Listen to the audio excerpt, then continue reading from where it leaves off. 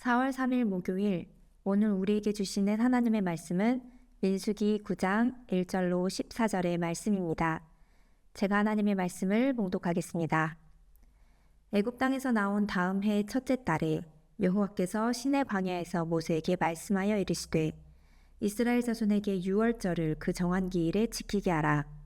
그 정한 기일 곧 이달 14째 날 해질 때에 너희는 그것을 지키되 그 모든 율례와 그 모든 규례대로 지킬지니라. 모세가 이스라엘 자손에게 명령하여 유월절을 지키라 하매 그들이 첫째 달 14째 날 해질 때에 시내 광야에서 유월절을 지켰으되 이스라엘 자손이 여호와께서 모세에게 명령하신 것을 다 따라 행하였더라. 그때에 사람의 시체로 말미암아 부정하게 되어서 유월절을 지킬 수 없는 사람들이 있었는데 그들이 그날에 모세와 아론 앞에 이르러 그에게 이르되 우리가 사람의 시체로 말미암아 부정하게 되었거니와 우리를 금지하여 이스라엘 자손과 함께 정한 기일에 여호와께 헌물을 드리지 못하게 하심은 어찌함이니이까. 모세가 그들에게 이르되 기다리라. 여호와께서 너희에게 대하여 어떻게 명령하시는지 내가 들으리라. 여호와께서 모세에게 말씀하여 이르시되 이스라엘 자손에게 말하여 이르라. 너희나 너희 후손 중에 시체로 말미암아 부정하게 되든지 먼 여행 중에 있다 할지라도 다 여호와 앞에 마땅히 유월절을 지키되 둘째 달 14째 날 해질 때에 그것을 지켜서 어린 양의 무교병과 쓴 나물을 아울러 먹을 것이요 아침까지 그것을 조금도 남겨두지 말며 그 뼈를 하나도 꺾지 말아서 유월절 모든 율례대로 지킬 것이니라. 그러나 사람이 정결하기도 하고 여행 중에도 있지 아니하면서 유월절을 지키지 아니하는 자는 그 백성 중에서 끊어지리니 이런 사람은 그 정한 기일에 여호와께 헌물을 드리지 아니하였은즉 그의 죄를 담당할지며 만일 타국인이 너희 중에 거류하여 여호와 앞에 유월절을 지키고자 하면 유월절 율례대로 그 규례를 따라서 행할지니 거류민에게나 본토인에게나 그 율례는 동일할 것이니라. 아멘. 오늘 본문은 출애굽한 지 1년의 시간이 지나서 시내 광야에서 두 번째 유월절을 지키는 이야기입니다. 첫 번째 유월절은 출애굽하기 전날 밤 애굽에서 지켰습니다. 출애굽기 12장에 그 말씀이 나옵니다. 하나님께서 애굽에 10가지 재앙을 내리셨는데 마지막 10번째 죽음이 장자의 죽음이었습니다. 사람이나 짐승이나 모든 첫째 난 것을 하나님께서 죽이셨는데 어린 양을 잡아서 그 피를 집 좌우 문설주와 임방에 바른 이스라엘 백성들은 그 피가 표적이 되어 재앙이 넘어갔습니다. 그 날이 유월절이 되었습니다. 이 애굽에서 겪은 유월절은 이스라엘 백성들에게 참으로 큰 사건이었습니다. 그동안 이스라엘 백성들은 애굽에서 하나님이 내리신 두렵고 무서운 9가지 재앙들을 목격하였고 마지막 10번째 재앙으로 깜깜한 밤중에 온 땅이 가득한 통곡의 소리를 들었습니다. 반면 하나님의 말씀에 순종하여 어린 양의 피에 의지한 그들은 생명을 얻고 참 자유를 얻었습니다. 첫 유월절 경험이었습니다.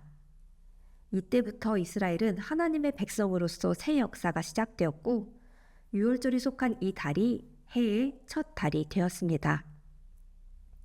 그렇게 이스라엘 백성들은 첫 유월절을 보내고 홍해를 경험하고 만나와 메추라기도 경험하고 마른 땅에서 물이 솟는 엄청난 일들을 경험했습니다. 그러나 사람의 마음이 참 간사합니다. 위대하신 하나님의 능력을 직접 보고 목격하였음에도 내 몸이 조금 불편해지고 내 맘대로 되지 않으니 불평과 원망이 그 틈을 놓치지 않는 것입니다. 하나님께서 구할 때마다 채워주시는 은혜를 경험하면서도 그 은혜에 감사하지 못하고 불평합니다. 애굽에서 나온 지 겨우 1년밖에 되지 않았는데 말입니다. 이 짧은 사이에 어떻게 이렇게 쉽게 제약으로 빠져들 수 있었을까요? 불평하고 불평하다가 결국엔 금송아지까지 만들기도 하기 때문입니다. 그래서 우리에게 중요한 것은 우리가 받은 은혜를 기억해야 한다는 것입니다. 우리가 하나님으로부터 받은 은혜를 매일 묵상하고 순간순간 기억하며 감사하지 않는다면은 우리 또한 이스라엘 백성과 다를 바가 없을 것입니다. 그래서 하나님께서는 다시 유월절을 지키라고 말씀하십니다. 1, 2절의 말씀입니다. 애굽 땅에서 나온 다음에 첫째 달에 여호와께서 시내 광야에서 모세에게 말씀하여 이르시되 이스라엘 자손에게 유월절을 그 정한 기일에 지키게 하라.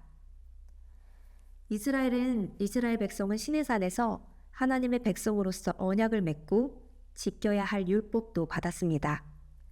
이제 본격적으로 광야 생활을 하기에 앞서 두 번째 유월절을 하나님께서는 지키라고 하십니다. 왜냐하면 너희가 누구인지 먼저 바르게 알라는 것입니다. 정체성을 기억하라는 것입니다. 나는 너희의 하나님 아버지다. 나는 너희를 출애굽시킨 하나님이다. 너희는 이제 나의 소유, 나의 거룩한 백성이니 그 정체성을 앞으로 기억하며 살라는 것입니다. 그리고 그날은 정한 날짜가 있습니다. 3절 그 정한 기일 곧 이달 14째 날 해질 때에 너희는 그것을 지키되 그 모든 율례와 그 모든 규례대로 지킬지니라. 우리는 평소에 기억하자 하면서도 쉽게 잊어버리는 존재임을 하나님께서는 잘 아십니다. 그래서 특별히 날을 정하여 하나님의 은혜를 기억하게 하십니다. 오늘 우리로 따지면 사순절, 부활절, 추수감사절, 성탄절과 같은 절기입니다. 우리는 이런 특별한 절기를 통해서 하나님의 은혜를 더 묵상하고 감사할 수 있습니다. 따라서 우리에게 주어진 절기는 그저 숙제 같은 것이 아니라 은혜의 통로인 것입니다. 그렇게 이스라엘 백성들은 하나님의 명령에 따라 정한 날짜에 유월절을 지킵니다. 그런데 절기를 지키지 못한 사람들이 있었습니다. 시체 때문에 부정하게 돼서 지키지 못한 것입니다. 레위기에 보면은 시체를 만진 자, 시체를 옮긴 자, 저녁까지 부정하다고 이야기합니다. 그래서 하나님께 나와서 제사를 드릴 수 없습니다. 오늘 말씀에 나온 사람들이 그러했습니다. 마음으로는 하나님께 나와서 예배드리고 싶은데 안 되는 것입니다. 그래서 간절한 마음으로 모세에게 나오자 모세는 하나님께 의를 가져가 묻습니다. 그리고 하나님께서는 이렇게 말씀하십니다.